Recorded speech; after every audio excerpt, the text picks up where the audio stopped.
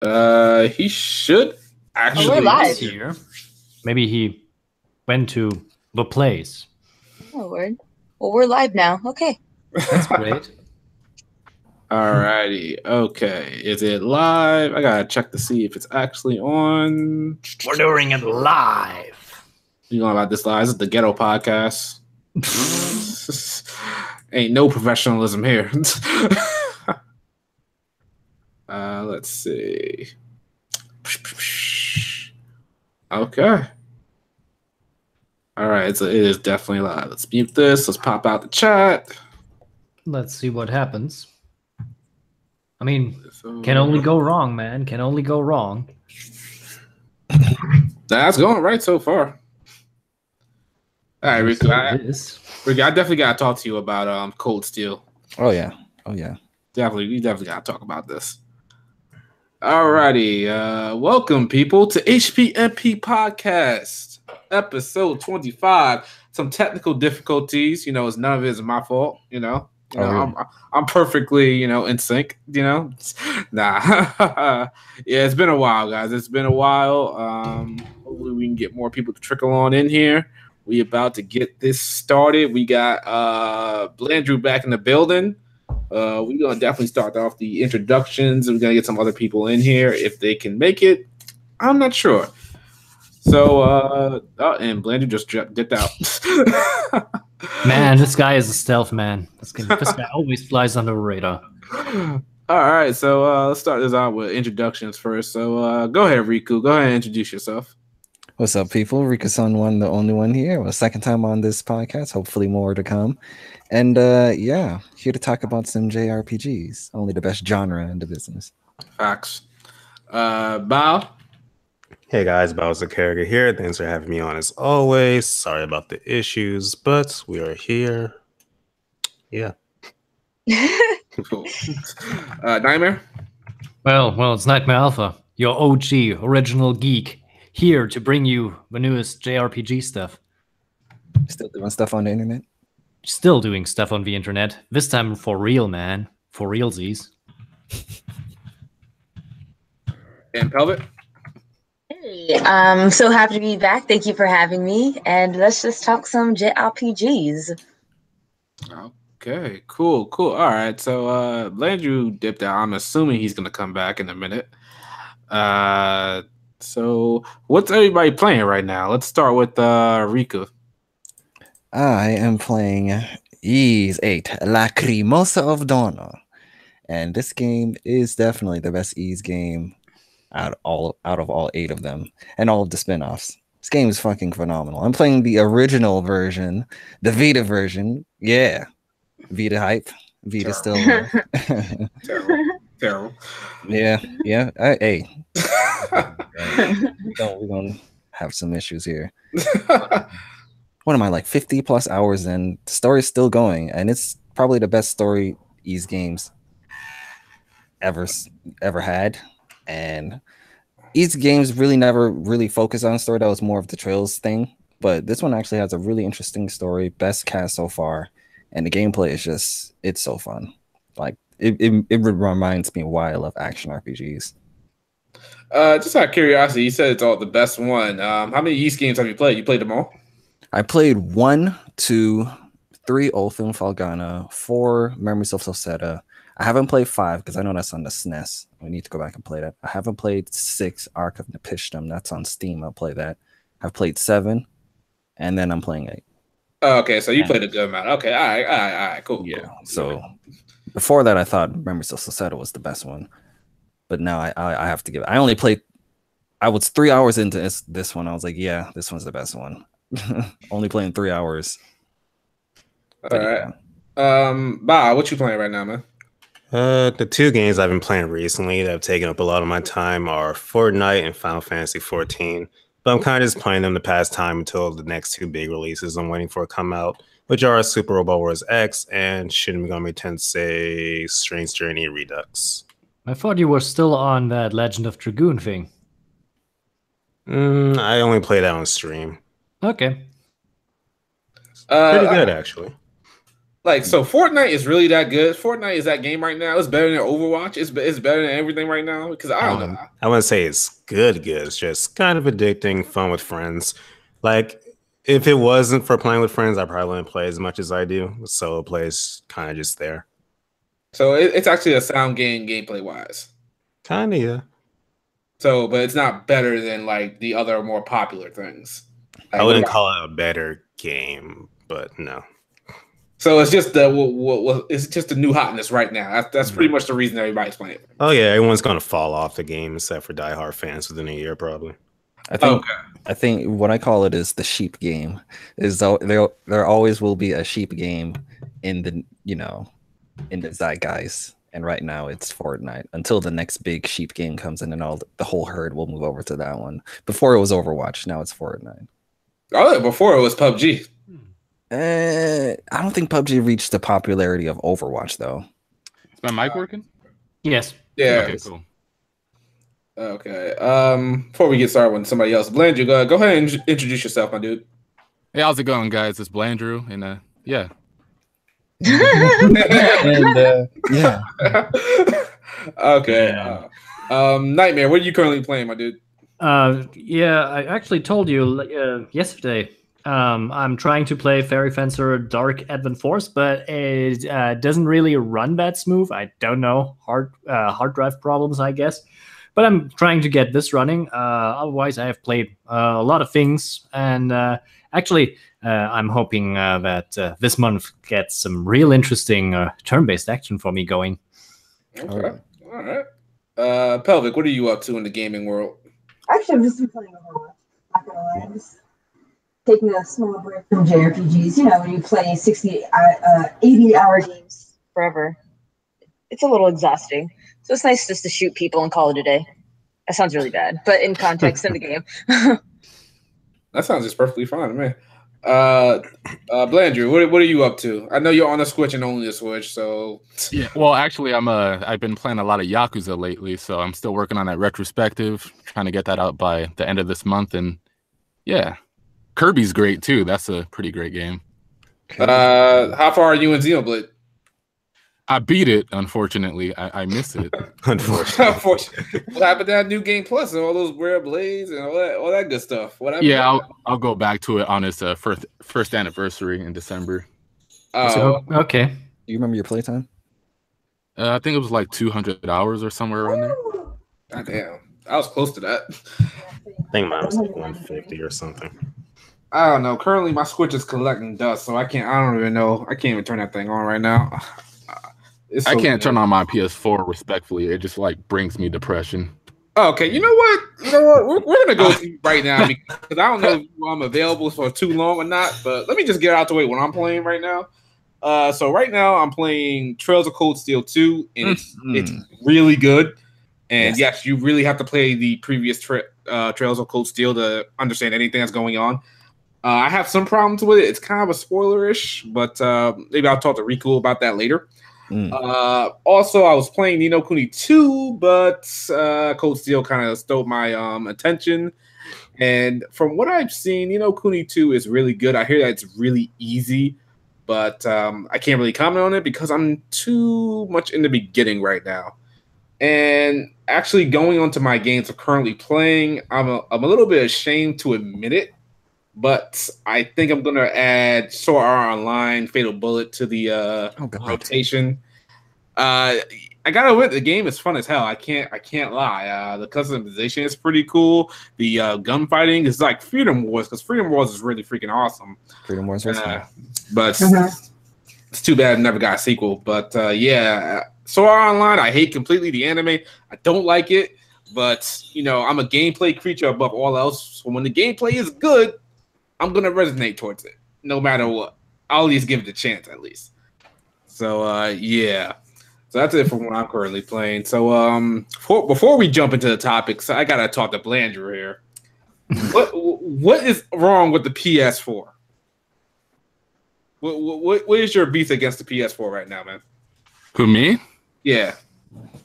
I just can't. I can't go back to it. Like I'm trying to play. I'm even getting games that I want to play, like Nier Automata and Persona and Yakuza, but I just can't bring myself to turn on the PlayStation 4, man. It's too noisy. I can't even hear myself think when I'm playing it. It's just, You just a mess. You have a launch PS4? Certain games are What is really noisy. Like Monster Hunter World is freaking loud on the original Yeah. PS4.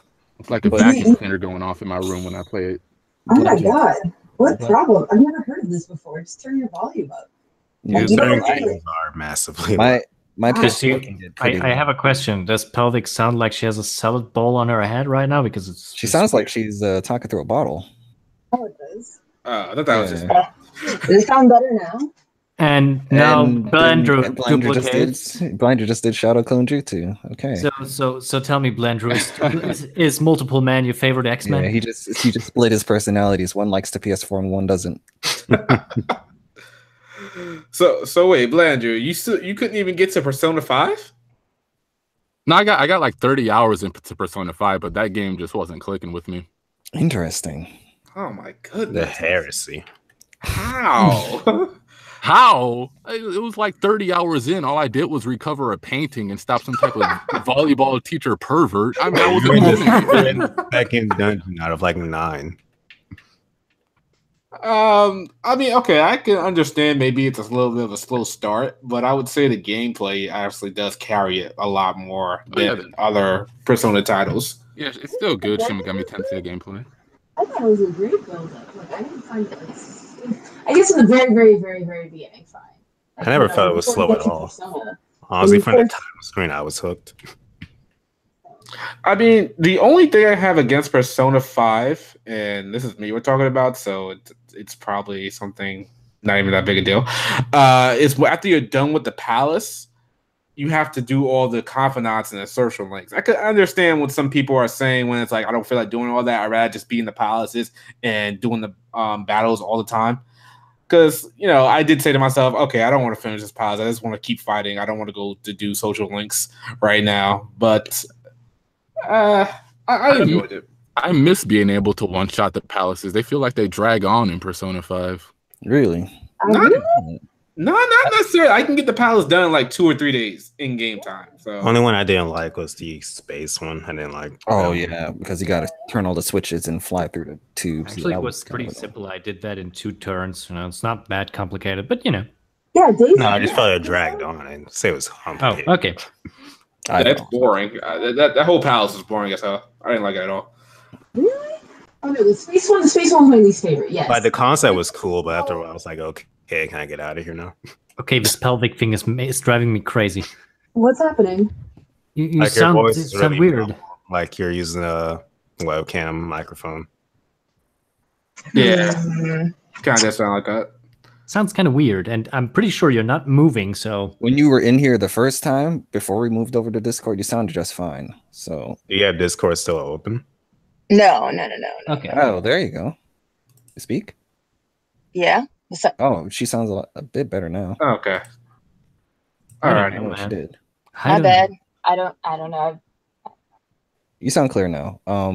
But going back to Persona 5, gameplay wise, I think the gameplay is fun, but I think once you get around end game stuff, it kind of like the whole baton pass and hitting people to the point where they're weak and then you do all out attacks. All of that kind of becomes a little bit irrelevant when you have like a super strong persona that can just one shot everything with like a move like Megadola on. I don't know. I never really had that because I played it on hard, so everything was kind of a little bit of a challenge. Not that big a deal, but I definitely wasn't one shot anything. It was kind of a plus for me because I got random battles out the way really quickly. Yeah, I think it's actually a plus to me too. I think it's more like a reward. You're figuring out how the game works, and then you just one shot enemies and move on. It's fast, it's effective. I like that. Doesn't drag the game down, Okay. So wait, Blandrew, what does a PS4 have to do for you to be interested in it again? Ape Escape 4. Oh Ooh.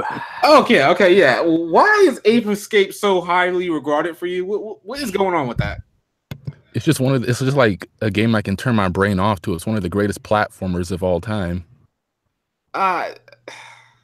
When you talk about the whole Ape Escape series, right? Because I played Ape Escape 1 while I was a kid. Yeah, I thought it was fun. But the others, I didn't really care for that much. Not the spin-offs, but the main titles were really great. Okay. All right. So nothing interests you. God of War, Last of Us. Absolutely not. Nothing can absolutely sway your decision to play with PS4. God of War? What if God of War was on a Switch? No. Really? I think it's the next Yakuza game that actually convinces him to come back. Oh, okay. All right. Oh wow. They like camps here. I will come back for Nier Automata, but that's about it. Ooh. So wait, what's going on with you in Nier? Why haven't you? Yeah, that's a good question. Yeah, I've just been kind of avoiding that game ever since the Switch came out, man. It came out toward like around Zelda Breath of the Gods. I can't just go back and play Nier, man. Oh, that's insulting. Listen, as a Legend of Zelda fan, like I love Legend of Zelda, but Nier just and there are two separate types of games, but God, Nier just blows it out of the fucking water. I don't understand. God, if someone asked me like Breath of the Wild or Nier Automata, I would pick Nier Automata. Oh my God, I can gush about it, just disgustingly gush over why Nier Automata is just supreme over any game that came out last year. I'm trying to think of a game I like more now. Yeah, no. Even Xenobeast? Oh yeah, light years better than What? Yeah, I gotta say, Xenoblade 2 is great and all, but it's definitely got its flaws. Do you guys think Xenoblade 1 is better? No. Oh yes. In terms of story and characters, yes. Overall, not just like in one aspect. Overall, yes. Story is the only thing I'd give it over Xenoblade 2. Really? Yeah. Like Xenoblade 2 has a few things over, don't get me wrong, over Xenoblade 1, but overall Xenoblade 1, hands down, no contest. So. Okay. Oh wait, it had a character customization. That's another thing I'd give Xenoblade 1 over it too. How was that? Well, it had like outfits. Yeah. Outfits. It wasn't like X. What about music? Xenoblade 2 easy. Okay, music, maybe Xenoblade 2. I think I would give a slight edge to 1. Yeah, I feel the same way. I felt every soundtrack in Xenoblade 2 fit the situation really well, especially the battle themes and some of the unique monsters you fought. Those were really good themes. Oh, counterattack chills every time.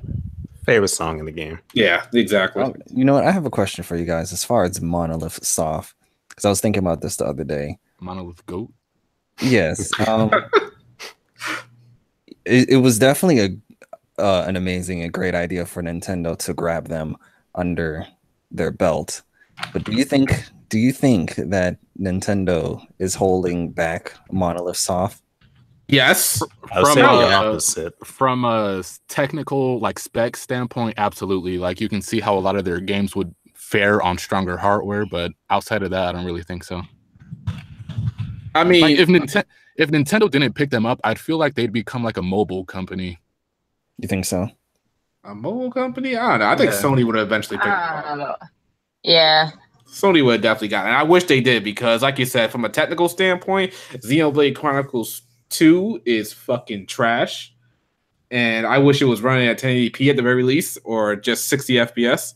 That would have been great. And with that being said, do you think that, how Monolith, their past history being with Square and then being with Namco, do you think that eventually the same thing might happen with Nintendo to the point where they eventually just, the main people in Monolith just eventually leave the Monolith group and make another group and rinse and repeat? Do you think history might repeat itself? The director himself, Takahashi, has said that Nintendo finally gave him what he wanted in terms of letting him do his project. So I would say no. Okay. Yeah, and I think they just had Xenoblade 2 was their highest sold game that Monolith Soft ever put out. Pretty sure, yeah. Yeah, I don't think Monolith Soft would leave Nintendo at this point. I mean, I think like Nintendo would have to have a falling out like the Wii U did. And if there's any company I see leaving Nintendo, it'd be like Retro Studios, if anybody. Nah, I don't know. They don't be dropping games, man. What have they made? The last game we got from them was Donkey Kong in 2014, like February. Well, I don't know. Maybe we're preparing for something big. Come on, game development takes time.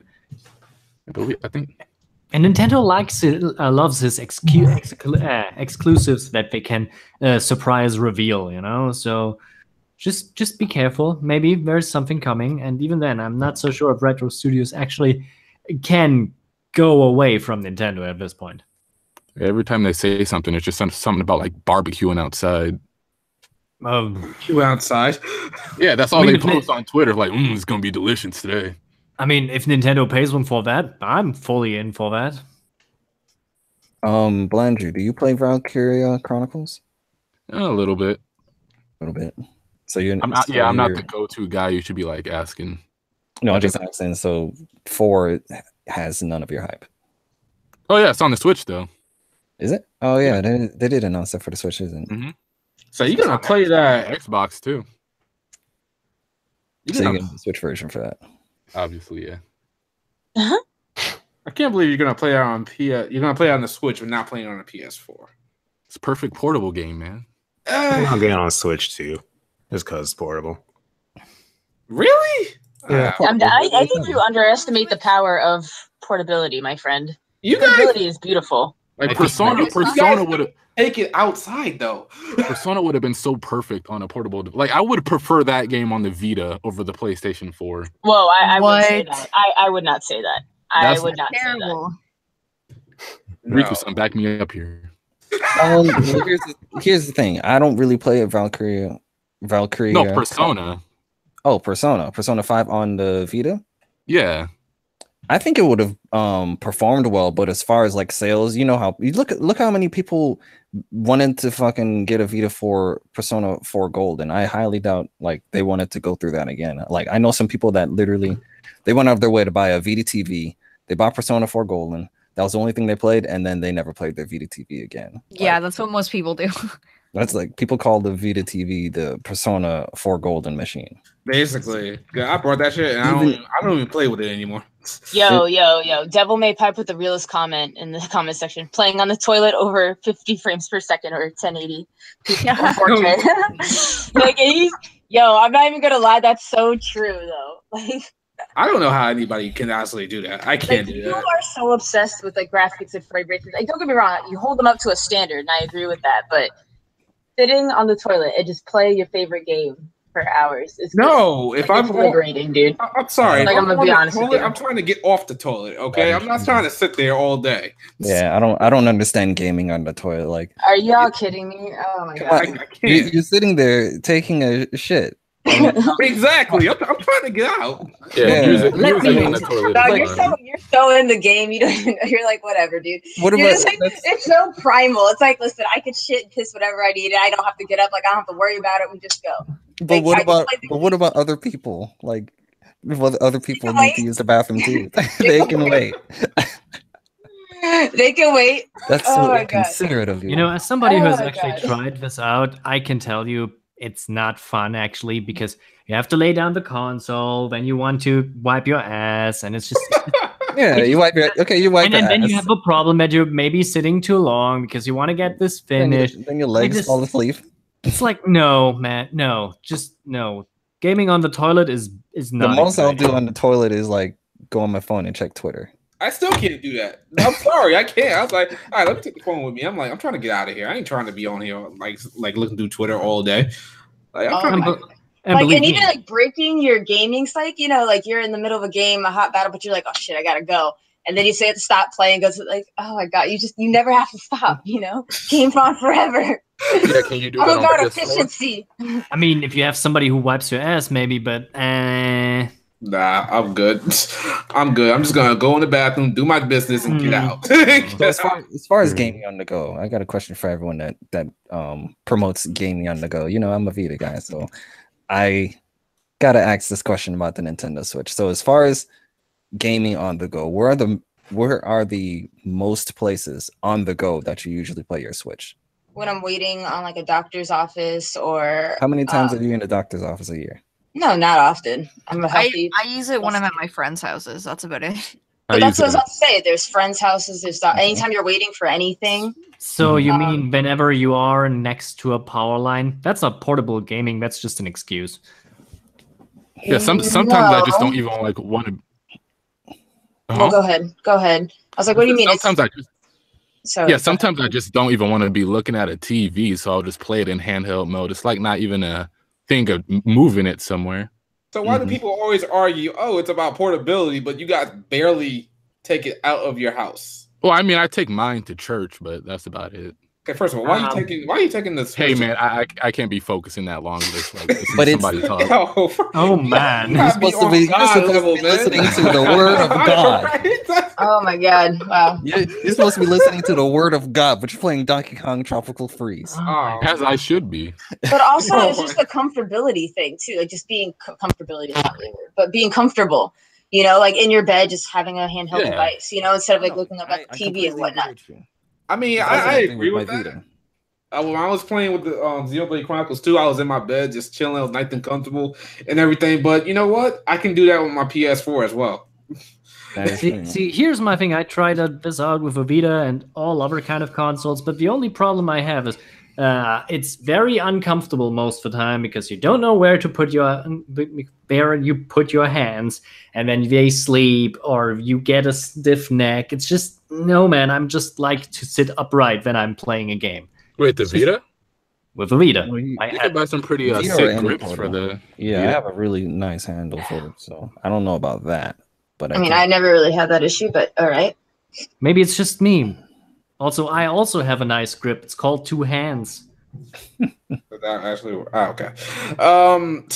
Okay, so we're gonna get into the actual topics right about now. So let's start off with Shenmue 1 and 2. It has been announced for what? PS4, I believe Xbox and PC. Yeah. Does anybody really mess with Shenmue that much? I have none. I want to. That's what I'm interested to see, because a lot of people hype up Shenmue to like this god tier level, but like half of them ain't even played it. So exactly, that's going to be interesting to see when it comes out. How are you going to hype something up and you never played it before? I don't understand. That's most games on the Dreamcast. Like I said, people hype up Skies of Arcadia, Seaman, and all these other Dreamcast games they never even played before. Yeah, because I think ultimately Shenmue 1 and 2, they probably not going to age all that well. I remember playing it and thinking it was hella slow. I think even now it's going to be worse. So people are just hyping up nostalgia at this point. I mean, it's not the first time it was re-released. I think it's because the game at the time, the game was ahead of its time. So that's why everyone was like, oh my God. I think that's what other people have told me. I haven't played this game. I've only heard great things, as I'm sure you guys have as well. Yeah, I've heard nothing but great things about it. I mean, when I was a kid, my brother, he would play it a lot. He was like in love with it. But the thing about it, and this is probably why I don't resonate too well with Yakuza, there's a lot of mini games in there. Like you have to do mini games to get money. I'm assuming. Now I don't play Yakuza that much. In Shenmue? Yeah, Shenmue. Yeah, like I think you actually lose money by playing mini games in Shenmue. Yeah, I mean, the main gameplay is kind of like a mini game sometimes. It's not always martial arts stuff, but generally, if you want to play mini games, you're just wasting your money most of the time. So, and Yakuza games, most of the money you make is actually through other means than just mini games, usually. Yeah, you make money just by beating up random people on the street. Yeah. Hell yeah. Okay. Sounds like GTA. Yeah, it seems like a watered down GTA to me, but has actually somebody tried to play GTA by killing people on the street and making money with it? It's a hassle that I would never go through. The missions give you more than enough money. I mean, technically, you could do that. It's not fun. In Grand Theft Auto 3, please, I used to just go around killing people all the time and just having fun with it. And I would make a lot of money. Well, if I can get away from the cops. I think the gameplay for Shenmue and Yakuza and the other game that they're making, the Fists of the North Star game that they're making also, I don't know. I never really resonated with their gameplay beat 'em up. And this is someone that like plays a lot of Dynasty Warriors games. So it's like, do you think Shenmue, if I was someone that wanted to get into those type of games, do you think Shenmue would be a good place to start? Absolutely not. I would say I don't no. think so either. Yeah, I was like, nah. Shenmue isn't like what people praise it out to be. Shenmue is not like a game that's going to tell you where to go. You have to talk to like every single person on the screen. You have to like manage your time properly. So if you spend all your time at the arcade, you have to come back home and then, it's just a mess.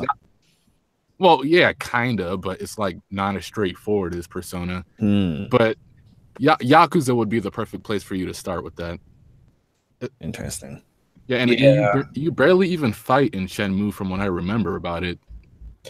Yeah, as I was saying, when I saw my brother playing it as a kid, he was barely fighting. He wasn't doing that much. Yeah, you're just walking around talking to people most of the time. Now, I could be wrong. Don't kill me, anybody who's listening to this right now or who's listening to it later. I don't know that much about Shenmue, but from what I've seen, that's how it is. I could be wrong. People swear by Shenmue, man. Yeah. Yeah, they do. I mean, let them go. Let them see. Maybe the third title disappoints them because they might have not played the game in a while. Let me see. Remember what happened with the even though it's not really a good comparison. You remember what happened with the Secret of Mana remake, where people were massively hyped for the Secret of Mana remake, and then when it came out, it's people. It's just the fact that people realized that when it came to a gameplay standpoint, they didn't touch the game whatsoever. All they did was change the graphics, but they left everything from a gameplay standpoint the exact same as the original Secret of Mana. So everything that was outdated from its gameplay was still there. So that's why it wasn't really received well, because it didn't really change any of the things that the original game, And that's what, yeah. That's what I don't complain about that. I could have lived with the old style of gameplay, but a lot of people are not like me or that. It's just the voice acting. It was horrible. Oh yeah, but I just remember some. I just remember some dragon with some type of Kingdom Hearts hairstyle, and I just dropped that game. I want to play the original, but that remake doesn't look like something I'm interested in. The sprites in the original look like remind me of Chrono Trigger. Oh, you beat that, huh? Yeah, game's awesome. Third favorite JRPG game. Did it live up to the? Okay, guess it did. Okay. So the Sega Mega Drive Mini was announced. So I guess it's like a Super NES Mini. Is anyone gonna get that? So was that the thing that I actually jumped out yesterday, Bao? Yeah. Well, then I missed nothing. I mean, like with those type of mini systems, you can get all those games on your PC and not even that powerful of a PC. So I don't know why people would want it, unless at this point it's just to flip it for the most part. I think it's a novelty. Yeah, novelty. Yeah. It's a thing. If you want it, go out and buy it. I mean, not even the NES Mini or SNES Mini are rare anymore because now Nintendo produces them. So. Oh, really? I think the NES is rare. The SNES, I don't think so. Yeah, if you want to have one, go out. They're pretty cheap to get nowadays, so don't worry about it. It's just another little emulation kind of thing that Nintendo officially supports. And hey, the good thing about it is that they finally have availability. That's the most thing, because people like convenience, and having it available to you is often a good incentive to not, pirate it. So why not? It's cheap. It's an okay choice. And apparently it's moddable to a degree so that you can actually improve the games upon it, like more games. Yeah.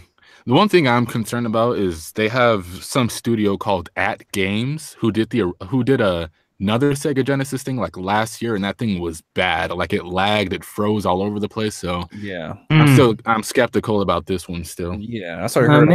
Maybe they improved this time around. You never know. Yeah, that turned off a lot of people when they heard it was At Games. So I'm like, because I was actually thinking about getting it to play some OG Sega games, and then everyone's like, "Oh God, it's At Games, stay away!" And I was like, "Oh God, shit." Let's just wait and see. Yeah, that's the only thing you can do. So wait a minute, the SNES Mini, that's no longer a rare thing going on anymore. So just check Amazon. Yeah, it's on Amazon. They put it in stock like every other day on Amazon. Yeah. So was that a whole thing about Nintendo purposely making shortages thing true, or they were just not prepared? Who knows? I think it was probably around the beginning, but obviously over time you're going to get more stock. So they can only do that for so long. Also, this might be. I mean, let's assume it's a tactic. Even if it's a tactic, if people know your tactic, they will not fall for it anymore. So Nintendo is like, maybe we tried it, didn't work. Let's go with the regular stuff. I don't know. I remember seeing people line up outside like at 4 a.m. to get their NES Classic. I mean, to counteract that point, Nightmare, look at amiibos. Those are always hard to find when they first came out. Not really. Europe has still never hard to had a find. problem. Yeah, they are still hard. I live in Canada, and there's still like just nowhere to be found. Like the thing is, over time, I think some of them, you know, are reprinted or released. So like at first, like upon release, everyone grabs them, but then give it time, and then you see like Meta Knight's back, and you're like, oh, this was like an exclusive one, super rare, and now it's like back to 14 or $11.99 or whatever, you know? Yeah, I remember when they So- first came out, and Villager was like $100, and I was like, maybe I should sell mine. Hey, okay, guys. Tell me what's the rarest amiibo, and I go check tomorrow in the store. I think it's Meta Knight. It could have changed, but I think it is. I thought Ness was. Put them all on the I think list. Best Buy has either Meta Knight or Ness. Saw it a couple days ago. Okay, let's just look what I can find tomorrow. Okay. All right, so I'm probably gonna pick up a Mega Drive just for the hell of it too. I guess. Did they? If it's like $60, well, how much is it? I don't know. I mean, there's the Mega Drive collection on Steam. That's probably cheaper. It should be around 60 to 70. Here's a question I have for the Mega Drive, and this I'm going to compare this to the SNES Classic Edition that came out. A lot of people say that the reason Nintendo hasn't released their Virtual Console on the Nintendo Switch was because they're trying to get as many people to buy a SNES Classic, which will, probably have everything that the Virtual Console already has. With the upcoming release of the Sega Genesis collection for the PlayStation 4, PlayStation Network, and all the rest of those systems, they haven't told us what is going to be on this Mega Drive Mini. And if the list is similar, if not identical, to what's going to be released in that collection that they're coming out with, this month or next month, what is the point? I know they're missing Sonic 3, but other than that, I was definitely okay. I was asking the same question. Mhm. If they were doing the Sega Ages thing versus the collection, and there's going to be the same games or like more or less the same games on it, a few exclusive to each one, is that what's happening? Because they haven't released all the games yet. For the PSN release? Yeah, because there's collection and then there's Ages, right? Yeah. Isn't Ages only for Steam? No, Ages is coming to Switch. Okay. But I guess my question is why are there two separate things coming out? Aren't they gonna have the same games? Aren't they more or less to say they're both collections? No. Well, Sega Genesis collection has 50 or 60 games, and Sega Ages has 15, but it's a platform. Like today, they just said they want to add Sega Saturn and Dreamcast to Sega Ages, so that's the difference. Yeah. Okay. Oh, the Genesis that collection that's coming out for PSN is what? I think that only includes Genesis games, right? Yeah. Yeah. Oh, okay. And Ages includes different Sega. Okay. I understand. Okay, thank you. I hope. And Sega Ages, Genesis games on Sega Ages are kind of remade for Sega. There was a thing on the 3DS, it was Sonic 2 in 3D. That's kind of what they're doing for the Sega Ages for Switch. Okay. Well, let's see what they're going. I could see a lot of Saturn games coming back because they have not, because it's more of an obscure console. It might be good to actually re-release them. That would be actually interesting. Okay, well, thank you for that because I was wondering what the difference was. But okay, one is the whole Sega hoopla, and the other is just Genesis. Cool. Yeah. The world is round. Got it. Thank you. Now you can get your Sega on. Yeah. Yeah, I think I'm more interested in that Genesis collection for PSN because I want to play the Phantasy Star collection, and I'm gonna play the fuck out of that game. Fantasy Star 4 was my first real JRPG. Oh, you don't even know. I am so fucking ready, dude. Oh my god, everything else is just gravy. That and the Shining series. Oh, true. I haven't even touched that myself. Yeah, I want to because then isn't there a new one coming out this year? Or probably the first time I tried the series, that new one looks really good. Yeah. So I want to play those two and then see what the new one is about. But yeah, I'm just trying to play those classic JRPGs, and that little collection looks like it has a good decent amount of them in there. Okay. Speaking of classic JRPGs, Chrono Trigger released on Steam. And nobody cared. We cared for 5 minutes. Yeah. So it came out. It was a disaster. Everybody hated it. Square Enix has since I believe they updated with a new patch. My question to you guys is: do you believe that was deliberate? Nah, No. that was No. not deliberate. That was They got just like their timing. they got like their F team to throw it up on there, and then they were just like, F-team. yeah, they got their F team to throw it up on there, just like how they did those Final Fantasy games that are on Steam also. I mean, the issue is that it was a port of the mobile version. Yeah, just like all the Final Fantasy games except for like 4. But to make it just- worse, it had the mobile controls. So Yeah, mobile controls, the mobile Yes. interface. I was like, What, really? Like, I mean, I can only controller? no, I I can mean, it was only- like the mobile interface, basically.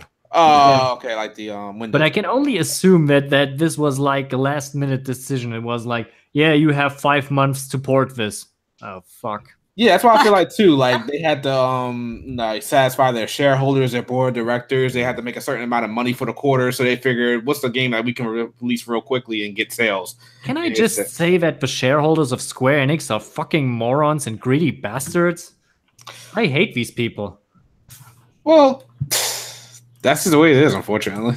Yeah, I know. I find it sad that when it came to Chrono Trigger, probably one of the most acclaimed games that Square has, Yeah, according Of all to time. you see what happened to Romancing Saga 2, which was recently released for Vita, Switch, PS4.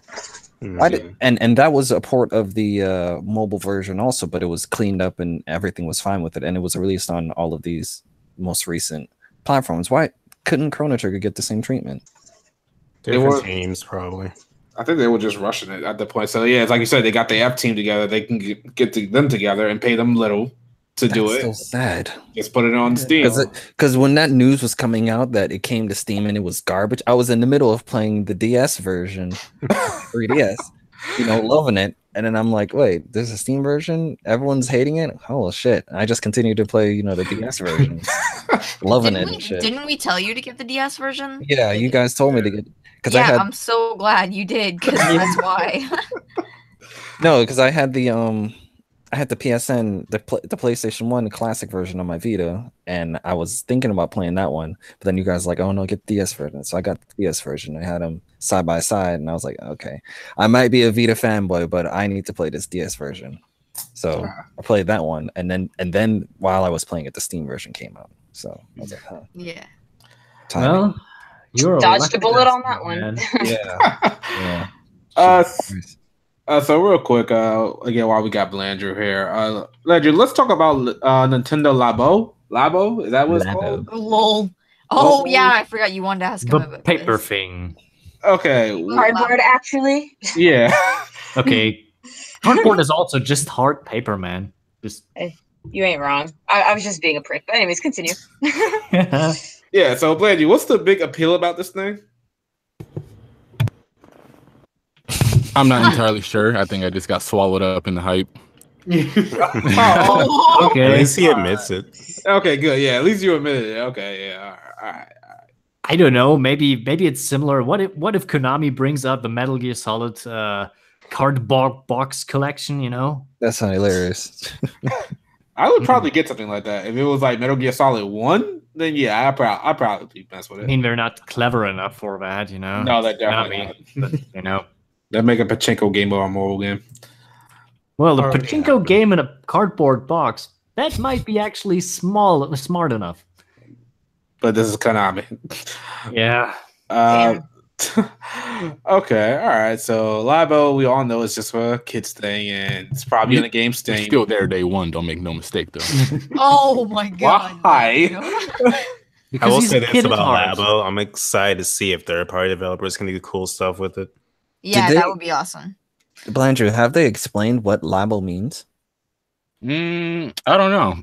I guess it's a laboratory, maybe. I don't know. They went to the laboratory to make some cardboard. Okay. So wait, Bledger, you're gonna get day one. You're gonna play with it day one. I want you to stream that. I think I want to get the Robo one though. That seems like the most interesting one. That So, one looked like it takes the most effort to create. I know I'm about to like break it and like just waste $80. Hey, Okay, worst case scenario. Cheaper cardboard. Go to Home Depot and get some cheap cardboard. Oh, come on. But hey, at least, worst case scenario, it's good for one video. That's true, and that video will get you views. I'm telling you. You'll get like 100,000 views being the first person on Labo. Like The first telling you, bro. adult. Yeah.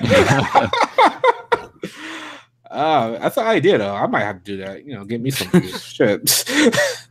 All right. So let's move on. Disgaea Refrain is coming out to the Switch, I believe, or no, it's coming out to PS4 and Switch, I think. Yeah. Is anybody getting on that? I literally just bought the PC version of the first game, so Refrain is Refrain a remake of the first game? yeah. Yes. So as someone that has not played any Disgaea games, is that a good one to start on? I think Yes. so. I would suggest playing them in order, so yeah. You can start on basically any Disgaea game. It doesn't. I don't know. I tried to play 5, and as someone who's never played this guy before, I was really like stressed out because there's a lot of information to take in with what's happening. Well, you know how I am, Shadow. I like to play my stuff in order. I'm still chugging through the Final Fantasy games. I'm Okay. In order, 7. Games do get more complex as they go along. So yeah, and I was asking people on Twitter about Fire Emblem, which most people should play that. Not for me. I'm a JRPG god, so Disgaea didn't really, didn't go. You slandered Xenoblade though. What I saying about Xenoblade? What do you mean? I heard you coming after Mithra. Ooh. Yo, let's Ooh. Ooh. I think I'm getting haunted here. Hey, Pyra is just better. That's all I'm gonna say on it. You're with Queen Pyra? Yo, what you mean? This seems like it works in almost every franchise. Just cause some waifu wars in a certain franchise, and you just get the money. Like apparently that worked with Fire Emblem Awakening, didn't it? Yeah. Well, yeah, brought it back from the dead. Every single time a Persona game comes out, waifu war time, and you guys here in Xenoblade Chronicles 2. Well, it wouldn't be a war. People just accept that Pyra is just the best. Oh my God! Shut up. That's all I'm saying. I honestly think I'm Team Mithra. No, that's factual, but I like Nia the best out of all of them. Okay, yeah, Nia's cool too. Nope, I guess I'll just be Morag by myself, my own little island. Andrew is a furry. Confirmed. I'm kidding. So wait. So, okay, all right. No love for Rex or anything like that. No love. For, I'm a man, sir. Oh, Straight man. I'm just saying. I'm not like saying for pelvic gap. No, none of the guys hit me. Like even Zeke, I was like, I get it, but you're kind of annoying. Like, you're that trope. You're that guy. I have a feeling that if you ever go to Japan, all of the men are just like, nope. Okay. But yeah, I still have only put like less than an hour into Xenoblade Chronicles 2. Lol. You're probably getting the best hour. You're probably getting the best version of the game at this point. Because the game that everybody played at first was pretty much, well, it wasn't that bad. It's just that they improved it a lot. Oh, okay, yeah. All right. So moving on, we all know Pyra's better. Oh my God. Okay, let's go. I'm gonna let it go. Go ahead. All right. So let's go into a general topic here. Toxic fan bases. So I think Pelvic was the one that tweeted about it, and that got me thinking a little bit. I don't see how a toxic fan base could keep you from a game. All right, so let me explain. By all means, I agree with your sentiment of it's the game developed, it's the game's fault for not being good that pushes people away. Like, don't get me wrong. But also, when you hear fans constantly rambling about this game, or if you try to criticize it, it's people kind of shy away from it. Like, oh, the fans are toxic. I don't want to be a part of that. You know, you ever hear, I don't mean to get political, but you hear feminists, some people like cringe, like, oh, I don't want to be associated with that. When really a feminist is just being equality, whatever, for men and women, yada, yada. Yeah. When you hear people freak out, like Rick and Morty, I understand that one Ree guy who jumped on the counter was a fake, but there are fans like that. The fact that there were protests for the whole Szechuan sauce was ridiculous. Like actual protest for it, you know what I mean? That was awesome. So, I mean, it's amusing, but compared to what else, the fan base look bad. It makes it look really terrible. And then, as a result of that, people don't want to be associated with that fan base or that game. It's like, oh, you like Undertale? Oh, you're one of those people. Really, you could just be like me. I love Undertale, but I don't shove it down people's throat. Yeah, me too. I agree completely. So that's why toxic fan bases can deter people from a game, you know. And then when people don't want to play a game, you know, that's less money for the game. Because let's say someone wanted to play a toxic fan base, they don't buy the game, they don't support the game, the developer doesn't make enough money to, you know, make another game or fast enough or whatever it is, you know. It's just, if you look at the long trickle of effects here, and that's why toxic fan bases suck. I can agree with her, because before I got into Persona, I almost didn't get into Persona because of that. Yeah, the Persona fan base can be very like snobby, is what I find. Oh boy, I have Really? I have my experiences with that. Oh god. Okay, I can understand where you guys are coming from that, but like, here's the thing: if a game looks good to me and I want to play this game, I ain't gonna let some random people on the internet who are just like, I don't know, probably mentally disturbed or something like that, tell me how to play a game. I'm sorry. If I like how the game looks, I'm going for it. Doug, you are right. You have the correct mindset. I agree with that mindset. That is how I am. But unfortunately, not many people carry that mindset. Yeah, I'm with that. Like you are not wrong. I agree with you. I like Undertale. Undertale was a toxic fan base. It was there before like I played the game, but I still played it. I was like, oh, I like it. I think all you guys are still crazy and you guys need to, you know, tone it down. But this game is awesome. You know what I mean? Yeah. So I understand what you're saying, but just unfortunately, not everyone has that mindset. Because I have friends who are just like, yeah, I heard of Undertale. Yeah, and they shy away. Undertale. Yeah. You know what I mean? So I agree with you. You have the correct mindset. I wish more people had that mindset. Then toxic fan bases would be less of a threat. But unfortunately, people are just. I think it's another thing where people, when you're about to get into a franchise and you see the fan base, some people think that there's a possibility that I might turn into one of these crazy people, and I don't want to become that if this game is going to make me like that. No, a fan base can only make me hate something more than I already do. Like just this past week, God of War reviews came out. The second the clock hit midnight, my phone started buzzing for like 3 hours straight of just people hitting me up on Twitter. You know what's funny about that? First, it was, you know, people used to get hyped when a game came out. And then it got to the point where people were hyped when sales came out, you know, with NPDs and whatnot. Now people are getting hyped when reviews come out. they're Whoa, I thought reviews don't matter. No, hold on. They're photoshopping my face on some type of creature that Kratos is beating. You know, I can't. That's amazing. They just make me want to like slander this franchise for the rest of my life. Wait, what did you do to piss off the God of War fan base to that degree? All I did was raise a question, like, what did you guys like about the original God of War series? If they can change it into something you guys don't even recognize anymore, you guys are still okay. And then I had like people from all corners of the internet just come into my post and just like getting angry for no reason. Here's what I will say about that, Blandrew, as far as that question, as someone who played the previous God of War games, liked it, and I'm anticipating this one. I'm more interested to see what Santa Monica as a studio, as a game company studio, can bring to the table for a new game. Like I said, we were talking before the stream started. Naughty Dog and Jak and Daxter. They went from Jak and Daxter to Uncharted to The Last of Us. From a gameplay standpoint, all three of those games are completely different, and in my opinion, all three of those games are really good. So Santa Monica, I just want to see, with this different gameplay that they're doing for God of War, I want to see if it lives up to the quality that I'm talking about like specifically franchises, because we just had Ni no Kuni 2 come out here. And it took away like everything I loved about the original Ni no Kuni. Like the original Ni no Kuni, we had familiars. You could run around and level these creatures up and feed them little treats and stuff. I understand you, because I wanted to get into Ni no Kuni, sorry, I keep on calling it Ni no Kuni. And they didn't bring Ni no Kuni 1 to the PS4. And I already told you there's only a certain amount of games I'm turning my PS3 back on for. And Ni no Kuni 1 isn't one of them. It should be one of them, though. It should be one of them, but it isn't. But here we are. Yeah, it's on PC if you're a PC gamer. I think it's on PC. I'm not a PC gamer. Oh, well, okay.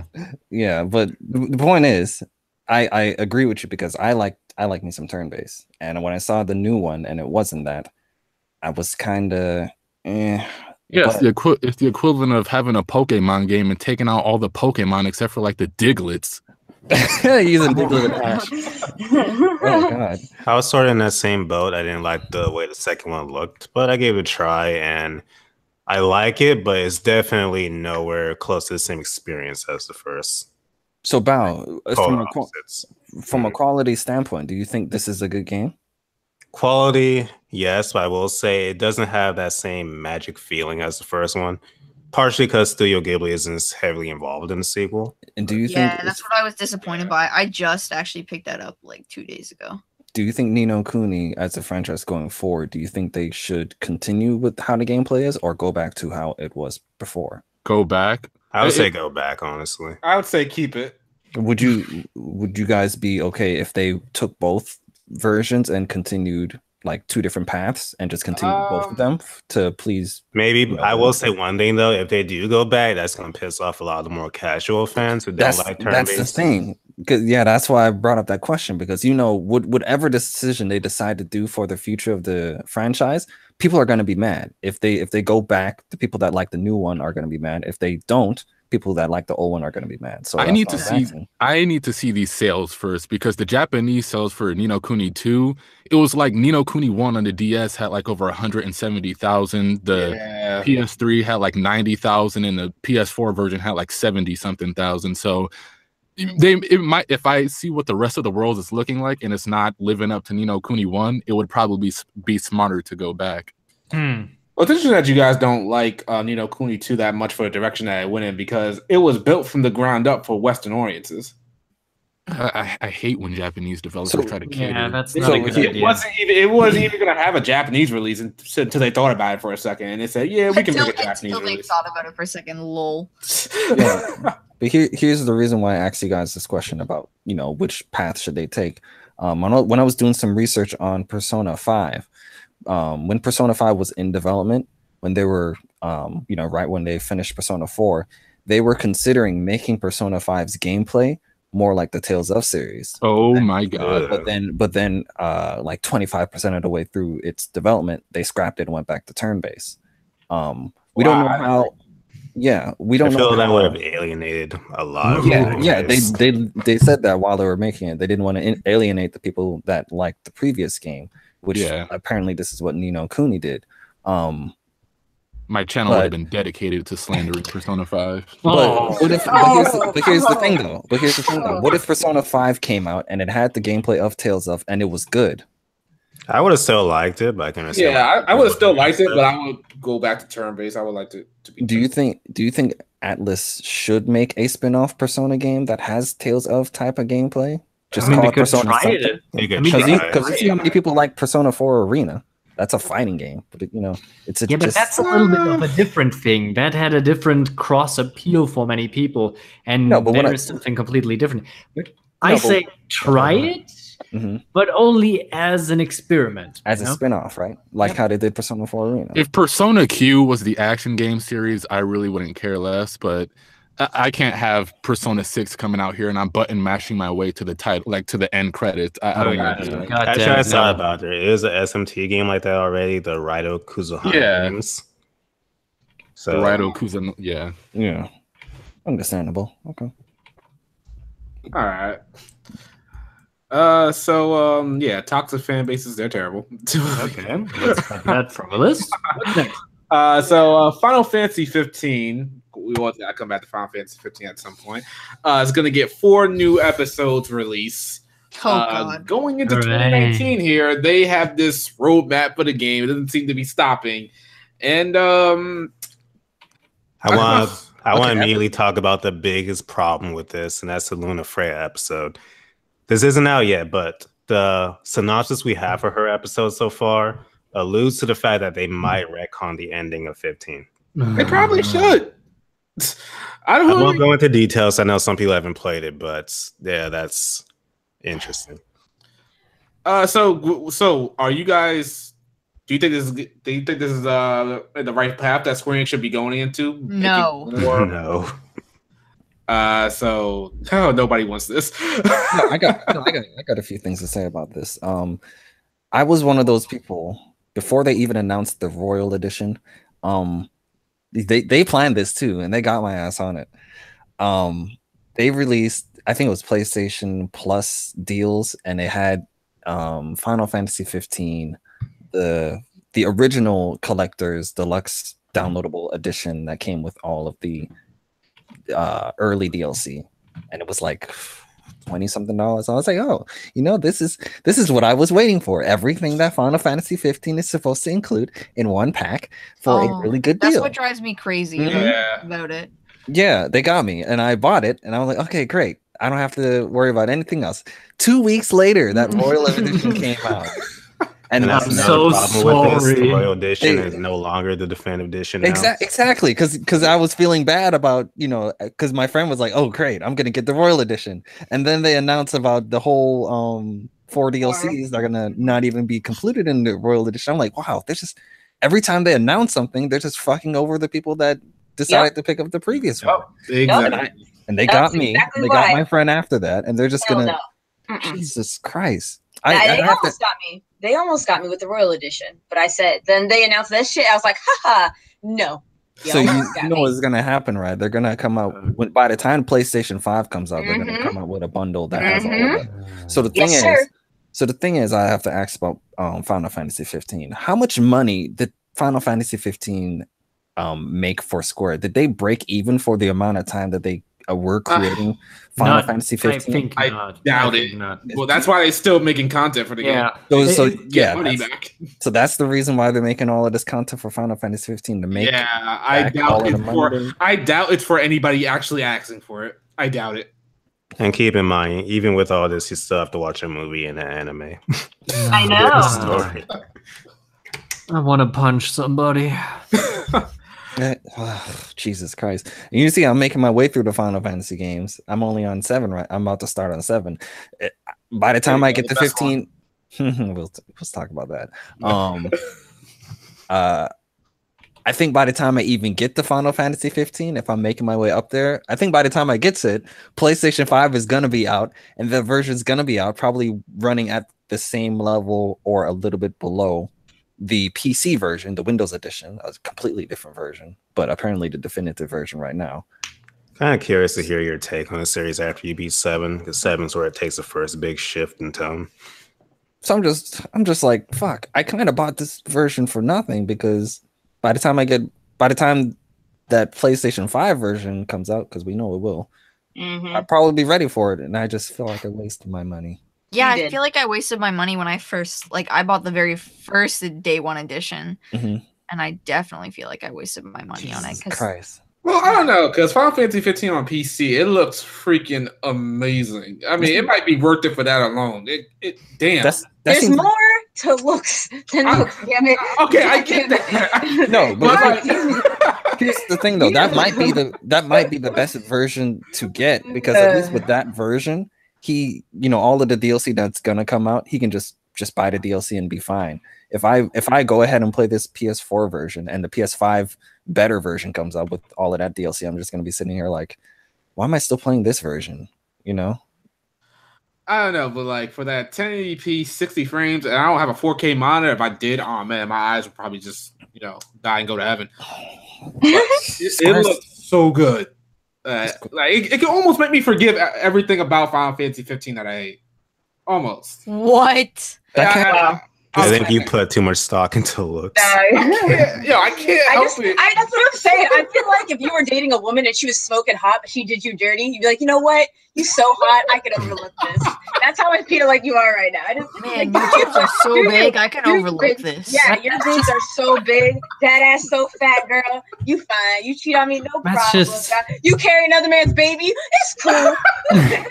I mean that explains why he's so bad with his relationships, Oh my god. Well, I didn't go there. I was making a joke, fam. Oh no.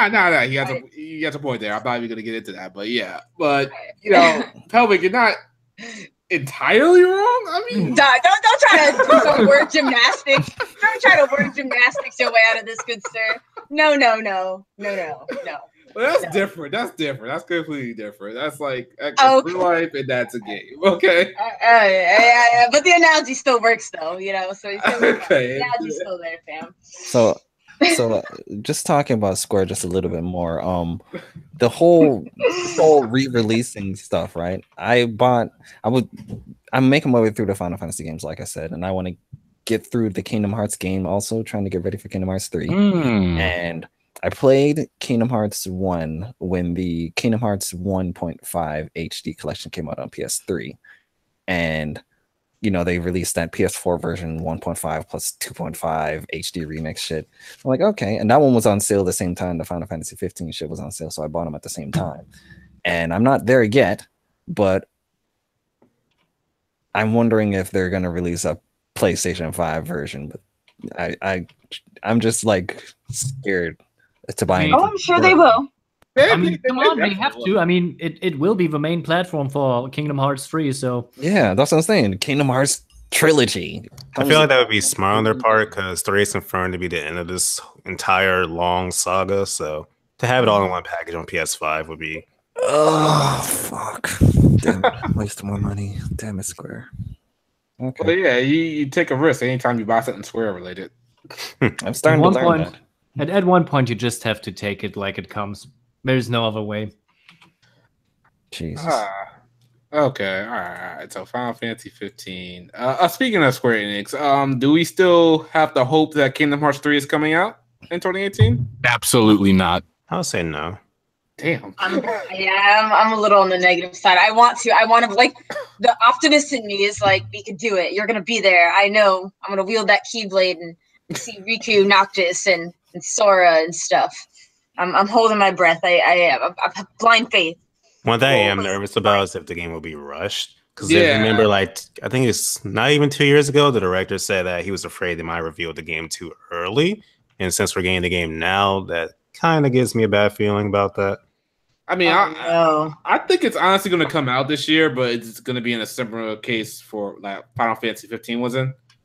It being incomplete out the gate and needing a whole bunch of updates post-release. Oh, God. I feel like Kingdom Hearts with DLC just breaks my childhood heart. Oh, no, it's definitely going to be DLC. DLC worlds, DLC characters. You're going to get all that shit. God, DLC world. Where are we going to go? They haven't announced Frozen yet, so I can see that as oh my God. Oh, it's coming. Don't you worry. You know. No, but Frozen did too well not to put in the game. Oh no, I'm not saying that they're not going to bring Frozen. I'm saying I could see Square saying that Frozen did so well that we know people are going to pay for this separately, so we're going to make Frozen good. I swear it's going to be like that. It's going to be like that Under the Sea World. We're like shake a fin. That was one of the worst things that I did in Kingdom Hearts. I heard the mermaid stage in Kingdom Hearts 2 is not as good as 1, so I'm not looking forward to that. Swim. All right. Yeah, so... please don't hold your breath for Kingdom Hearts 3 in 2018. You will suffocate. Square Enix did say that they're going to have a release date at E3, so... A release date for a release date. Cool. Yeah. Release date section. Yeah, that's what it's gotten to now. I kind of hope it doesn't come out this year because I'm trying to make my way to it, and I don't feel I can make it in time. I feel you. Making my way to the game. Playing fast. Don't worry, Lucas. You're gonna play all the games, and you're not gonna understand what's even happening. So it's like no problem. That's true. You're gonna have to go on YouTube, get a video, and start watching. I couldn't even beat the first one. The boss is too damn hard. What? Were you playing on Proud? No. Oh well. Listen, but to be fair, the Kingdom Hearts bosses that aren't like they're pretty tough. They're pretty rough. Like I play it on normal mode, and I'm like, wow, y'all do Proud and hard. You guys are talented motherfuckers. I got talented and patient. It doesn't help that I'm trying to, when I play 2 and Birthright Sleep, I want to platinum them too. So that's gonna take me more time. You're insane. Platinum 1, 2 playthroughs, but I'm like, that's even more time. So I kind of want it to come out in 2019, mid to late. Okay. Damn. All right. So Dragon Quest 11 for the Switch got a release date coming out September 4th for PC, PS4. The Switch version, unfortunately, is coming out no 3DS version, which is stupid. Yeah. So here's the thing, because I gotta like gloat a little bit, right? Oh, as a Vita fanboy, as someone who, you know, that has nothing. Okay, go ahead. Yeah, no. Wow. This is all you got is visual novels. What you bragging about? No. I'm not talking about the games. I'm talking about its relevancy right now. The Nintendo 3DS. We all know that as far as the portability of the 3DS right now. Don't talk about it. I'm kidding.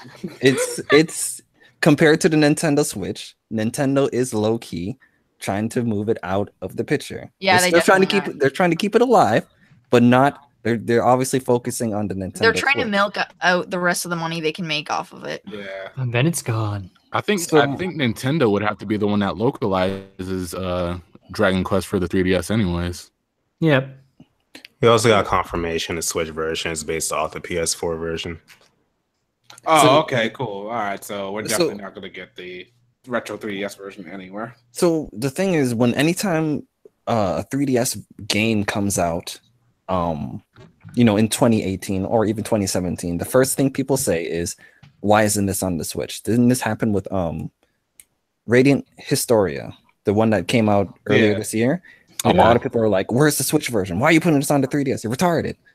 This kind of happened when like those late Vita games came out. Like we could say Persona 4 Golden, for example. Everyone still wants a Persona 4 Golden PS4 version, right? Yeah, I would definitely play it. Yeah. But it's only on the Vita. So it seems when it came to the 3DS, now anytime a recent 3DS game comes out, everyone's like, "Why are you putting this on the 3DS? Put it on the Switch. What are you doing? What are you doing?" Didn't Luigi's Mansion? Yeah, we're Detective Pikachu. Yeah, no, I'm just playing. I don't care about it. I would have been surprised. So it's just like the 3DS. I think the 3DS is finally starting to get some of that Vita flack. As far as we don't want this on the system anymore. Well, I'll say for the Vita, that's kind of stupid for people to say because Vita's portable, PS4 is not. Nintendo has the handheld consoles out now, so that's true. But why people complain? That's true, but the reason people don't want to play it on the 3DS anymore is because it's inferior, nonetheless, to another console. But to be fair, it's a lot of people can't people get them for their kids, right? So I can't really see people buying a Nintendo Switch for their young kids. Well, to counteract that gap, I see little kids walking around with iPhone 10s all the time. I'll never understand. You're right. I guess that's fair. That's fair. That's a good argument. And super high price $700 tablets. I'll never understand you parents that do that, for the record.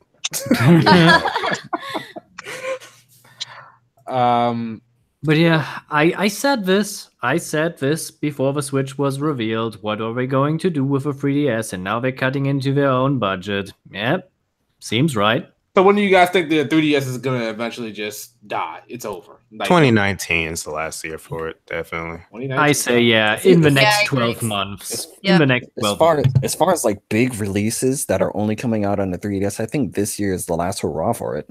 Yeah. I think you got that Luigi Mansion game coming out for it. And then there's supposed to be Persona Q2 coming out for it as well. And then that ported to the Switch because we haven't seen anything on it as of yet. So and then there's Strange Journey, and I think that's all the really is. Strange Journey, thank you. And then there's Praise the heavens. Isn't there also Etrian Odyssey X?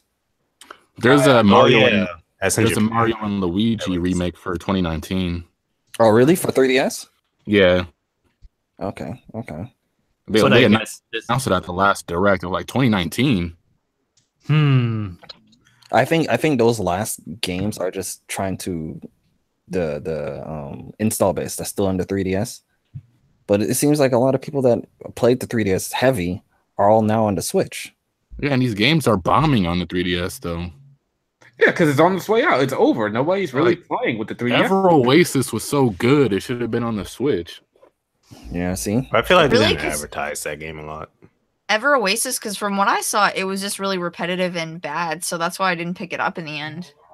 So I heard good things about it. I heard nothing but good things. So with all that being said, why are people mad that the 3DS version for Dragon Quest 11 isn't coming over here when everybody, if let's say there wasn't a Switch version? Well, there's a reason for that, because have you seen the 3DS version of 11? Yeah. Like it's really cool. No. It's half old school sprites have 3D models, which it's I've really never cool. seen before. That's the reason I. Whoa! Didn't Wild Arms do that? The first Wild Arms, they went 3D to 2D. No, it was like 2 screens at once. Your top screen is 3D. Yeah, and the bottom is 2D. Oh, okay. I think you can switch them too. I think that was their whole thing. In certain areas, only one, but yeah. Okay. But other than that aspect, if you have a Nintendo Switch and you have a 3DS, which one would you have picked up? Both of them? I would have picked them both because they look worlds different from each other. Yeah, I would pick them both definitely. Yeah, I plan to pick up both like ever since it was announced that we were getting that cool 3DS version, just because I thought the pixel thing was so cool. Yeah. After hearing that it wasn't getting localized, I was kind of rooting that the 3DS version would be the Switch version for the West. But how would you do that? It has only one screen. You could find there's a game called Wonder Boy, and then the screen will switch to sprites. I mean, it's a good idea, but anyway. I think it would look weird, but it would be doable. I'm not trying to throw any shots here, but if you were going to pick up both versions of the Dragon Quest XI 3DS and Switch, were you going to even all the way beat both versions also? I know I would have. If it was good enough, yeah. Yeah, I know I would have. I picked up the PS4 and the 3DS version. So you would play 2 games without even you would buy 2 games without even knowing if it's good. I wouldn't buy them at the same time, personally. Well, I know Dragon Quest XI is going to be good. I have no doubt about that. I know Dragon Quest XI is going to be good. That's another series I want to start from the bottom and make my way up. That's like Grand Theft Auto coming out. Is Grand Theft Auto, the new Grand Theft Auto game, is going to be good? Yeah, we know it's going to be good. Red Dead Redemption, that's going to be damn fire. Come on. Kind of same thing. Okay, let's just leave it at that. All right. So Valkyria Chronicles 1 also got announced for the Switch. I mean, why not? If I didn't have the PC version, I would care. But because I have the PC version. I mean, if it's a full price release, go for the PC version. It's Nintendo. It's going to be full price. Yeah, dude. Yeah. Oh wow, you're right. That is so. But isn't it only for Japan though, or no? It's coming to the US as well. I think it's US. I think. I thought it was just Japan, but I might be wrong. Yeah, I thought it was just Japan as well for now, but I'm pretty sure it's going to come overseas eventually. That's true. But yeah, you got to right about that price. It's going to be full price. That's so stupid. That game is 10 years old. Are you kidding me? Oh my God. It's Nintendo. Skyrim was full price. Yeah, dude. True. Oh. If you pay full price for Skyrim, I'm sorry, but you got chips. Something might be wrong with you too. Oh, sorry. Might as well buy a Square Enix game. Oh God. We have fun here. All right, so some of the last topics here. What do you guys think the best platform right now is for JRPGs? If you were talking to somebody, say, "Oh, you want to get into JRPGs right now? This is the console platform that you get." Current stuff, I guess. PS4. Yeah, PlayStation. Okay, PS4. Wait, does price matter? Yeah, price wouldn't be an issue here. I say always the system that you have, because there are so many JRPGs to be on honest, multiple systems. Because I'm actually thinking about getting this in the near future, and this is extremely pricey. There's something, if you look up, called the GPD Win 2, and this thing is a portable. It looks like it's the size of a 3DS, a tad bit bigger, and it can run SNES games all the way to Wii. So everything in between, it can run all of that. PS2, Xbox, GameCube, PS1, all of that. You have to load it with your own ROMs, or it uses computer. It uses Windows 10. Yeah, it uses Windows 10. So any emulator that works on the laptop can work on this thing. Yeah, I was thinking about buying this thing so I can play Xenoblade Chronicles 1 without having to get a Wii and shit. But as far as I don't know what the problem is. If you really want to play the game, the emulator runs it just fine. He's not a PC gamer, remember? I'm not a PC gamer, and I like portability, and this thing is portable. Okay, if that's that. Okay. And I have to go with the. I would say ultimately PS4 for JRPGs, but you can also go with the PC route as well. Yeah, PC. That's right nowadays, there's a lot of JRPGs just coming over to the PC, like Dragon Quest. I would have never thought that Dragon Quest would ever come to the PC, but it is. Disgaea is on the PC. Most new games are coming out. Ni no Kuni 2 is also on the PC. Mm-hmm. I think you have all of the classics. There's a lot of that. That Win 2 that I was talking about can also run Steam. So your whole Steam library is on that little thing too. But the problem is, like I said, that's gonna have to ask you about price, because that thing, I think, when it comes out, I think it comes out this month. I mean, the question is, does it run a hardware emulation or does it run a software emulation? I'm not sure. You're gonna have to look that up. But should you look up, because if it's a software emulation, then I'm not sure if you're not better off with a real PC or a laptop for that matter. I mean, they have a whole bunch of videos on YouTube of people running certain games, like Chronicles 1 and a bunch of PS2 games that I went to play. Like, I mean, that's great and all, but the question still arises, because I don't see a difference to a PC in any way or shape or form at this point. And if it's portable, I don't know what you mean with portable. A lot of things are portable if you try. What, like a laptop, taking out a laptop and portable? You can take that. I have seen people running around with battery packs and PS4s bolted to their bags using a fucking TV screen, Crazy people. Okay, all right. So one more topic we'll go through, and then we're gonna get up out of here. This is something that happened a couple of weeks ago, actually. Persona 5 Dancing got DLC costumes, and one of the costume sets were a little bit risque for some people. I don't know what risque means. Have you seen a Rihanna music video? I'm like, I have seen nearly anything of this girl, and I don't even know her. I mean, these outfits in particular were a little bit sus. They have like images or just yeah. Are they the ones like I commented on? Yeah, I believe so. Okay, yeah. So I think they just weren't creative. Like, one, scantily clad. Two, Futaba's like a child to me. I don't know. When I saw Futaba scantily clad, I was like, oh, that's so weird. She's like a little girl to me. I don't know.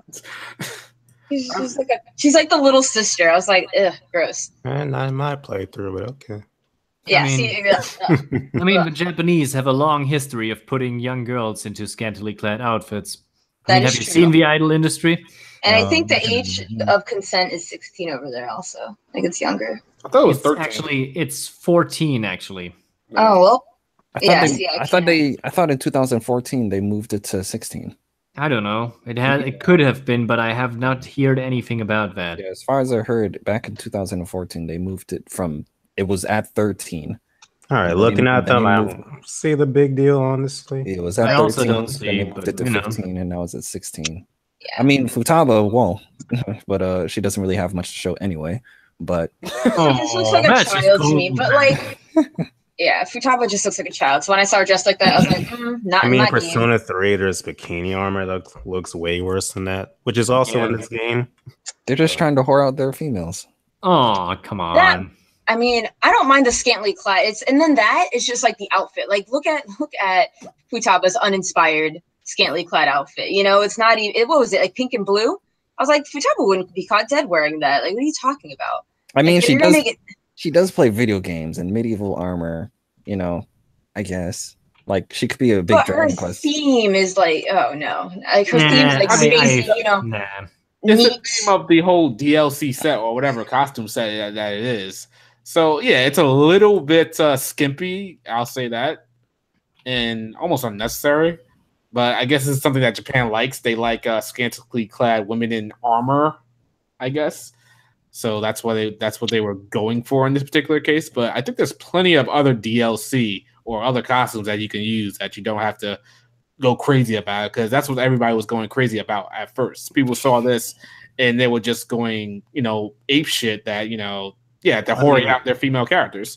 Well, and probably they're just, getting annoyed because it's something to get annoyed upon, like it's not even a big deal in my opinion. It's nothing new. I've seen way worse and way popular games, so I was just disappointed, that's all, because they could have done so much more, and it was just like, we'll just slap the same outfit on like 3 times. Good. Again, I think it's fairly uninspired and not really interesting, even from that point. So, no, I agree. That was like my biggest issue. It's just like, at least if you're gonna make scantily clad, at least be like kind of tailored to each character. You know what I mean? Like I feel like Haru's was great. Haru's was very cute. I was like, oh, this seems very like Haru kind of fairy tale-esque. Yeah, that's true. I'll give you that. You know what I mean? Versus like again Futaba. I was like, what's going on? What are you doing? Just get out of that. I don't even know what they're calling for On. Yeah, she looked like kind of like a Thor. I don't know. Like they're kind of Thor inspired. You see what I'm talking about? Can we just stop with the slut shaming here? Well, they're doing it. No, it's not that we're slut shaming or whatever. Yeah. It's just like we wish their outfits were more tailored to their. That's it. There's not like scantily clad it up, fam. Just be creative. So Pelvic, do you think that if they were tailored to them, people wouldn't have went crazy on Twitter about it still?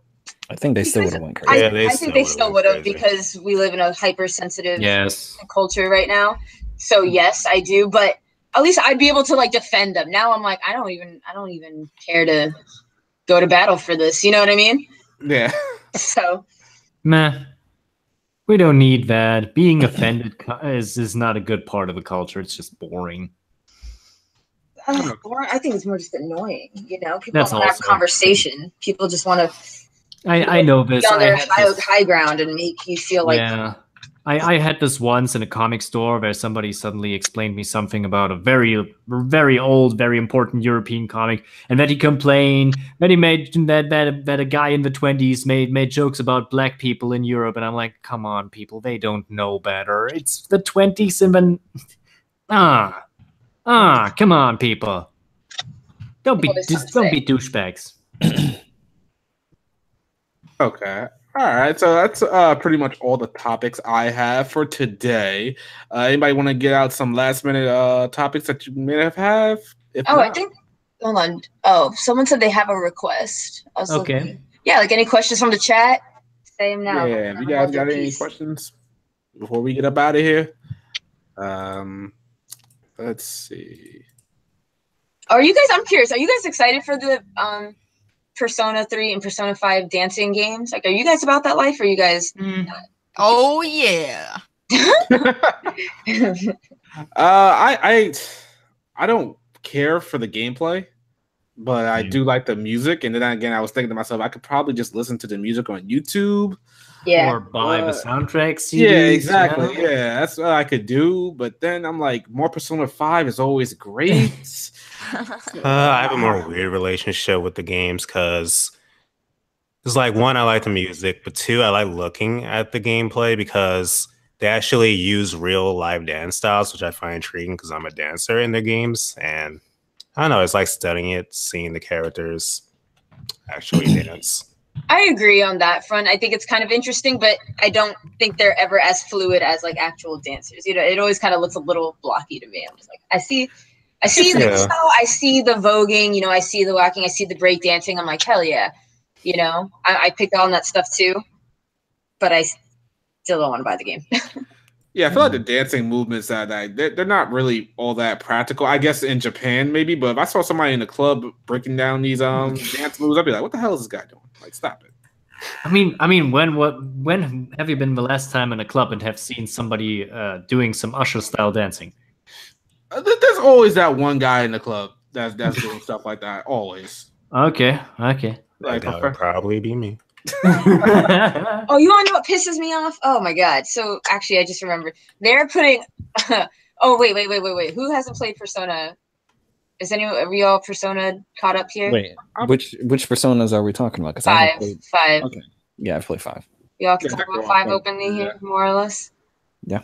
Okay. Well, I guess it's not intense. I'm pissed off that they're putting a catchy behind a paywall. I'm pissed off. Dang, they are? Oh, really? Yeah, he's DLC. I was like, of course, you'd put the fucking best character I was telling you about that. Like they always take the best. They're trying to take the best stuff of certain things and put it behind a paywall. That's why I was like, don't be surprised if that frozen shit in Kingdom Hearts 3 is DLC. He shouldn't even be in the game, but okay. That's fine. It's fine. It's fine. Okay, it's fine. Actually, do we know if these games are canon? Because Persona 3 Dancing was actually canon, believe it or not. I think. I mean, Persona 4, not 3. Yeah. I would be surprised if the 5 dancing game is canon because I want to see how they are going to make that work. I mean, the 5 dancing game I could see. The free dancing game, I don't really know, but they have a lot of time frame to work with it. Even though I have a distinct problem with getting protagonist in there because about the whole ending problem with him. It could be like Persona Q where it happens during the story. I mean, yes, that would be a possibility. And thanks to freeze time shenanigans, it is a possibility. I'm just saying it might need a good explanation. Okay. I feel like that's fair.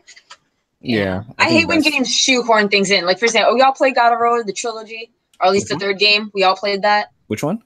God of War 3. Yes. Yeah. We all played that. For example, like that's why I'm one of the reasons I'm a little salty about 4 is just Homeboy's not supposed to be alive anymore. So I'm just kind of like. Well, that's the thing. You remember at the end of 3, they showed that trail of blood moving off of the cliff. No, it's been a hot minute. That was after the credits, so you might have turned the game off. I might. Yeah, after the credits. After the credits. I don't think so. I think it's okay. It's okay that he would be dead. I think that's okay. I mean, come on. It was such a good, solid way to end it, like considering all Greek mythology, Roman, all that stuff. It's all depressing, dark, everyone dies, Macbeth kind of shit. You know what I mean? Yeah. And it's just like when he was, I was like, what? But you can add to his character in this one because he's seen crap in his life. So now that he has a son. Yeah, don't get me wrong. This game looks like it's going to bring some positive and character development to Kratos. I'm with you there. But just I hate when games do that thing. It's like if they made a Persona 3.2 or whatever, and like the character comes back, he's out of a coma or some shit. I'm like, what? Like Final Fantasy 13, 2, and 3. Sure, I haven't played that, but I heard it's bad. You know what I mean? Let's just never bring Protag back. I think that's just a bad decision. So is one of the questions in the chat. You guys are excited for the new God of War, I'm assuming? I am. Not excited, but I'm interested. Yeah, I feel the same. I'm not super. I was hype, and then I just slowly got less hype. I'm not buying it. I think with me is I've recently finished Hellblade, and I wasn't too big of a fan with Hellblade as much as everybody was ranting and raving about it. But from a gameplay standpoint, God of War looks like a more fun Hellblade. So I'm interested. I don't think I've ever actually played a God of War game. Oh, really? Like, it doesn't look like not playing them will affect you when it comes to coming to this one. Yeah, that's why I was thinking I could probably just buy new God of War and be okay and just be just fine. I would suggest playing others though. They're good. It's a soft reboot, so I would say this is a good entry point. Okay. So the gameplay. Oh, go ahead. I'm sorry. Oh no, I was gonna answer another question from the chat. SMT 1 and 2, would you guys want those to be remade? I've been waiting for that for like a decade. Yeah. Yes, please. They've aged really badly. I wouldn't mind doing it. I just don't see them actually doing it. Well, unless SMT 5 does really good, which is on the Switch, so it's probably going to do just that. They might do it then. These games are really old. I mean, the original Megami Tensei games are basically as old as I am. Yeah, they would have to rehaul the whole thing for the most part. I feel that way with Persona 2. Like, I look at Persona 2 and I'm like, I want to play you, but you look awful. What? Persona 2 looks amazing. Nope. Which one are you talking about? The original one or the PSP one? Or both? I'm talking about the one original. you can buy in the PSN store. So is that the original? I actually don't even know now. I didn't even know there was some like PSN shit. Fuck, I don't know. Yeah, it was remade for PSP. Yeah. Yes. So I want to know which one you're talking about, Pelvic. I guess I'm talking about the one on PlayStation, like whatever's on PSN. I guess I Fuck, nah, I didn't even PSN know. I thought that should was. be the remake. I don't think the originals are on PSN. Oh, the original is on the PSN. Okay, Interesting. that's the one I was looking at. I was like, I read the story. I was like, rumor, like you said, a rumor and shit comes true. What? Sign me the fuck up. But then I look at the gameplay and I'm like, I don't want to touch you with the 10-foot pole. I mean, even I don't really like the gameplay of 1 and 2 all that much. I mean, take a look at the PSP remakes, and maybe that's more your style. But you know, age doesn't bother me, so I can go back. It's the same thing with Shinigami Tensei, except it's not so much like the aging. The gameplay doesn't look good to me. But like Apocalypse Story sounds so great. But I haven't played any like raw Shinigami Tensei. I've only played. I mean, you don't need to. They are not connected, technically speaking. I thought they were. They are, yeah. Because Gabby was like, play 4 before you play for Apocalypse. Yeah, don't spoil it. Connected. All right, yeah, don't spoil it. Whatever you do. I didn't play SMT4, but I played Apocalypse and I was just fine. So, I mean, I would recommend you definitely play it. Because 4 Apocalypse starts during the climax of 4. Yeah. Oh, okay. Yeah, I'm one of those people. I like to know. See, I'm one of those people. I like to know everything. You know, I don't want to miss any mistakes. I mean, if worst case scenario, you just go and watch a gameplay video. You know, if everything fails, you know, just go and watch a Let's Play or something like that. Yeah. I mean, it's not what I recommend, but it's definitely an option. And if you have I'm not a big Let's Player, you know, I'd rather play the game, so I'll probably end up playing it. Yeah, I was going to get a question to you guys. Do you guys actually watch Let's Plays from beginning to end? It can only be certain games. Only sometimes. Like very, very rarely. It has to be one like a YouTuber I like. Only with games that I don't want to play myself. Like for me, the perfect example is Catherine. See, like the gameplay of Catherine does not interest me at all, but the story and characters look really good. One game I did do this with recently because I didn't want to give them my money because the game I thought was going to be trash and it was trash was Sonic Forces. I was interested. Yeah.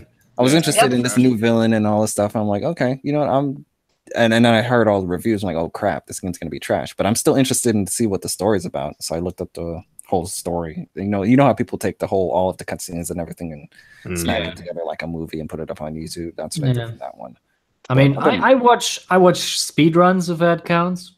Okay. I mean, yeah, I don't do that often. I just did it with Catherine and Sonic Forces. So the only 2 games I remember ever doing it with.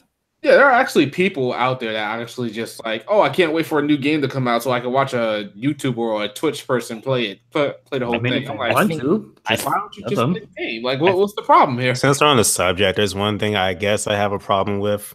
I've seen personal friends do this. They'll watch a Let's Play of a game and claim they played it. Yeah. Oh, okay. Okay. Like that is not like he did this with Xenoblade 2. It's like, oh, I beat Xenoblade 2. I'm like, no, you didn't. No, you didn't. Oh hell no! Yeah. Oh hell no! I've never even heard of that. Oh hell no! I would be livid. What do you mean you played the game? Like you fought the final boss. You fought this, that, and the other. No, you grinded. You put on the hours in that. Yeah. You know, like you bonded with these characters. Like shut the hell up! I swear to God, I will fight you. It's sad because they won't tell you like right away. They'll be like, yeah, I played it. And then you'll start asking them questions about the story. And since they watched it, they know the answers to these questions. And then you start asking about gameplay stuff, and then they kind of themselves. I kind of watched it on YouTube. So did you struggle with this boss? Did you like die 15 times? Like no, you. Hey, what build did you use? What did you do this? What did you do? Well, yeah, what equipment? What did you equip? What characters did you use? Well, see what happened was okay, buddy. Absolutely not. Yeah, that's sad. That disgusts me.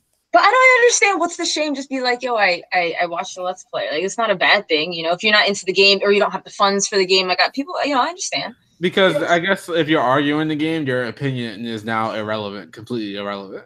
Yeah, people do shut you down when you say I haven't played it. Yeah, and you say, "Oh, I watched a Let's Play," and it's like, "Oh, your opinion doesn't mean anything," which it doesn't mean anything because you didn't play the fucking game. So get out of here.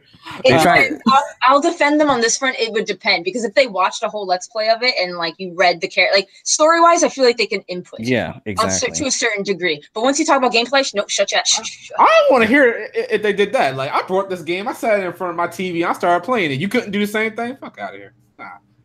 You know what? They're just not a JRPG god, okay?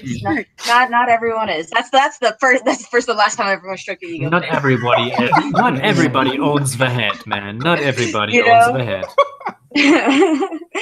You know what I'm saying? But I'll defend them in that front. If they're talking about story, then I'm like, okay, like how character development or how characters changed or stayed static, whatever. I'll be like, all right, I'll accept your input. Gameplay, shut it down. So, you know what I mean? That's crazy to me that people do that. What? Yeah, it's a nice handful of them too. That's insane. Like, where the nerve? That's insulting. You know what I mean? The more I think about it, I think it hurts when it's a good game. Because I can understand a bad game like Sonic Forces. Nobody cares that I watch it on YouTube. You probably would have did the same thing. But when you do this for something like Persona 5 or if you did that, you told me that, I would have smacked the shit out of you. I would find some way. I found where you live, and I would come over to your smack out of you. Don't tell me that. I know someone that did that with the other endings to Nier Automata. Like they played the original playthrough, then they just watched the rest on YouTube. That's the thing, because terrible. That's terrible. Play the game again. It's oh my god. See, that's the thing, because like I said, I was telling you about the games that I wanted to turn my PS3 on, and the original Nier on PS3 is one of them. But one of my friends was like, "Oh, don't do that. Just watch the whole thing on YouTube. The gameplay is trash. You only need to care about the story anyway." Yeah, he was saying the original Nier gameplay is completely terrible. Oh, the original Nier. Yeah, the original Nier on PS3. Okay, yeah, I can get back on that. Yeah, he was saying that the gameplay is so bad. Yeah. Probably. I'm gonna. Calm down. Let me finish. So he was telling me that the story is amazing, and that I should watch it on YouTube for the story, but don't like play the game because the gameplay is trash. That's the reason you play a game, to play the gameplay. And for a split second, I was thinking about doing it, but I'm still gonna go and play it regardless of how people are saying the gameplay is. All right, listen, the gameplay isn't great. The gameplay isn't good, but I don't think it's like complete trash. All right. Yeah. Okay. It needs some work. It definitely doesn't hold a candle to Automata. Like, don't get that twisted. Not even a little bit. You know what I mean? Yeah. There's some issues, but you gotta play it, man. You gotta hit those. You gotta play through the feels, man. Yeah, that's what I wanted to do, because I didn't want to do that. For the amount of stuff that I've been hearing about Nier, especially since I have I don't even know where he's at, but Blandrew, he's breathing down my shoulder. He's like, hey, you better not do that. So I think I think I'll go ahead and play the game. So yeah. Please do, or else I would severely judge you. I would be like, you're dead to me. You dead. Well, that's the thing. Like, yeah, if I'm going back and playing all of these classic games, I'm just gonna add that to the list, and I definitely want to do that before I play Automata. I'm really glad you're on this like classic game hype like I am, because I always feel everyone's playing the latest and greatest, which is fine and understandable, pulls and views, what have you. But I feel when you go play a nostalgic game for the first time, I've never played Suikoden, for example, when it first came out. So, playing it now with a fresh set of eyes, I feel like it offers a new standpoint, and it's kind of refreshing, instead of hearing everyone about like Ni no Kuni or Persona 5 when it came out, or Nier Automata, except Nier Automata is fine because it's the greatest game ever, but yeah. When I saw your review on Suikoden 2 and you were going crazy about the fact that you can sprint now, I felt the same way when I went from Final Fantasy 1 to 2. I'm like, oh, I can sprint. Let's fucking go. It's I'm telling you, it's the little things. It's little mechanics. Yeah, you definitely get to see like the whole franchise and how each and every part grows. So I'm interested to see. You said you were going back and going to play Final Fantasy 4 and well, no, you said you played 6 already. But yes. What were the old Final Fantasy games you said you want to play other than 4? 4. I want to play 4, 8, and then I think 5 too. I hear 5 has a 5, job. You really should play 5. Right now, 5 was my favorite. I've only played. You played 9 yet? Okay. You haven't got to 9. That's why. Yeah. Okay. Yo, listen, Riku, you ain't gotta play 9. Oh Jesus! Excuse me? Just leave 9 alone. Just here's the thing. I'd rather you play Final Fantasy 13. Wow. I haven't even played 13. I've never even heard anything good about 13. You shut up. Don't listen to Satan. Here's the thing, Shadow. Before I even got into Final Fantasy, Zidane as a character seemed like the type of character that I would like. So before I even hopped into the franchise, I was hyped to play 9. So Oh, okay. So Yeah, I so know go away, Pyro Lover. No one know a values lot your of- opinion. Whoa. I know a lot of people. Pirate lover. That's not even an insult. That's just you stating facts there. Okay. I know a lot of people that don't like 9. The reason they say they don't like 9 is because they don't really like the atmosphere or the characters of 9. But I think the fact that I like that before I even play the game, I think I'll be fine. It just I don't know. 9 just couldn't click for me. It just couldn't. I couldn't do it with 9. One thing I was surprised about with 9 that shocked me is that the game is really freaking dark. Is it? Yeah, it doesn't like because it looks really kiddie and all that. It's not like that at all. Yeah, a lot of people in the chat love 9. I don't know. I wouldn't be surprised if 9 became my favorite. Right now it's 5, 4, 6, 2, 1, 3. Wow, you put 6 so far down. Damn. No. Wait, what did I say? I say 5, 4, 6. 6 is my third favorite out of the 6 that I've played. Should be 1 or 2. But I think 6 is the best, but it's not my favorite. 6 is the best, but it's not my favorite. See, there's a difference. I can get behind 5, that. 5 is my favorite right now. The job system in 5. Whew. I heard the only thing that touched as far as job systems, as far as games that came out after it, is the Bravery Default. It's literally straight ripped from 5 on crack. Yeah, That's what I've heard. Because like in one of my videos, I said that Bravely Default has my favorite gameplay, turn-based wise. Okay. And someone was like, "Oh, I'm gonna contest that. You need to play 5." And I'm like, because they were saying how apparently it is a blatant. You know what's funny? They do the opposite with me. I'm like, I love 5. They're like, you need to play Bravely Default. So they do the complete opposite with me. So I need to go play Bravely Can't Default. win. I will let you know. Bravely Second is Bravely Second Is feels it? like more. Yeah, it just feels a little more of like an expansion, really, than like a brand new. You know, I really never hear people talk about Bravely Second, so that's surprising. That's not surprising. You know, they obviously add new jobs, and they're cool. You know, the new jobs are cool, but I didn't feel like it was this overwhelmingly new experience. You know, you play one, you get a similar feeling and whatnot. Okay, let me And just you play the other. So let me address the chat real quick here. Okay, first of all, I don't just like Final Fantasy VII for Tifa. It's a big reason, 2 big reasons, but that's not it. Okay, Final Fantasy VII is arguably the best Final Fantasy. Final Fantasy IX is definitely not it. I would actually rank 7 as one of my least favorites. Dang. I liked it, but for the rest of the series, it's one of my least. Did you play all of them? Yeah, I played all of them. I played most of them in order too, like you. I think honestly, I don't.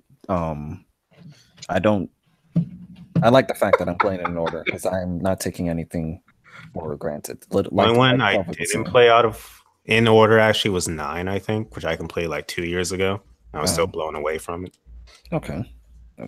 my first Final Fantasy was 10, and I didn't like it, so I never got into Final Fantasy for a long time. And then my friend was like, "Amber, you need to play 9. 9's the best." And I was like, after a while, I was like, "Yeah, let me try to get back into Final Fantasy." You know, I'm a JRPG channel. I have no Final Fantasy content. Let's see if we can change that. Final Fantasy 9 blew my goddamn mind. And then I played 6, and 6 was great, but not. I still enjoyed 9 more, like significantly more. Oh yeah. So, yeah, and now I want to play 4, 5, and 8. So, and I wanted to play 15, but 15 was pulling all this Royal DLC bullshit. I was like, I'm gonna wait for the PS5 version, the definitive, definitive dick sucking milking addiction. You know what I mean? How are you gonna play 5? How should I play 5? I say GBA version. Really? Okay. I played the PS1 version on the Vita. That one was pretty good. I only say GBA really because it added 2 new jobs. Okay. A little bit of content. Okay, I kind of like that more. But all right, cool. Like, I'm down. Alrighty, people, we're gonna wrap this up. All right, we're gonna get to the outros right here. Go ahead, Pelvic, and say your outro. Oh, I'm first. Yeah. I'm Lady Pelvic with Pelvic Gaming. I have a YouTube channel. Pelvic Gaming centers around JRPGs, and I do some platforming and some visual novels. And then Twitter, Lady Pelvic, and Facebook, Pelvic Gaming. Follow me, love me, and I'll love you. Woo! That's my outro. Gab, go ahead. Well, you guys know me as Gabmew. I haven't really been talking much this stream, but I've been taking it all in. You can find me at twitch.tv/Gabmew. I'm Gabmew on pretty much everything. If I have social media on something, it's definitely going to be Gabmew. But yeah, I play a lot of JRPGs, and I hope to see some of you guys come out. All right, Nightmare? Well, it's Nightmare Alpha. You can find me on Twitter, on YouTube, and basically everywhere where you want. Well, not on Pornhub for some reason, but I'm going to fix that. What? I'm going to fix that. So I see you there, hopefully. Okay. In the comment section of Pornhub. Riku, go ahead, man. Riku-san won, the only one here, and I'm glad I'm back on this podcast because I was low-key in the DMs with a Shadow like, yo, when is the next episode, bro? Because I'm over here playing all these JRPGs, and this is becoming one of my favorite podcasts to listen to because JRPGs. And I was kind of missing some Shentai. Wish Shentai was here, but you will see him in the future. And follow me on Twitter and check out the podcast that I am usually on, the Throwdown podcast. I want to try and get Shadow on there in the future, and Shentai. We were talking about that. All right, okay. I like you. I like this guy. I like him a lot. Like I liked you before, now I like you like times 2. Oh, cool. I like you too, Amber. Oh shucks, how are you calling my name? Oh, I'm flustered. Oh my god. Bow, go ahead, man. Thanks for having me on. As always, you guys can find me on YouTube at Bowser Carriga and Twitter and Twitch at Real Bowser Carriga. And you guys should check out my latest video, which I kind of divulge on the misconception that mechs are all about fighting robots when it's really not. So you guys should check that out, whether you're a mecha fan or not. I want to talk to you about some Gundam. We can do that. But yeah, thanks. Okay, and I am, of course, Shadowy Lee, your JRPG god. And, play Final Fantasy 7. Final Fantasy 9 ain't shit. Oh, shit. And, Those are fighting words. And we'll see you guys next time. I don't know when next time's going to be. I can't promise anything, but hopefully it's soon. All right, guys. Peace. Peace. Bye. See ya. See ya.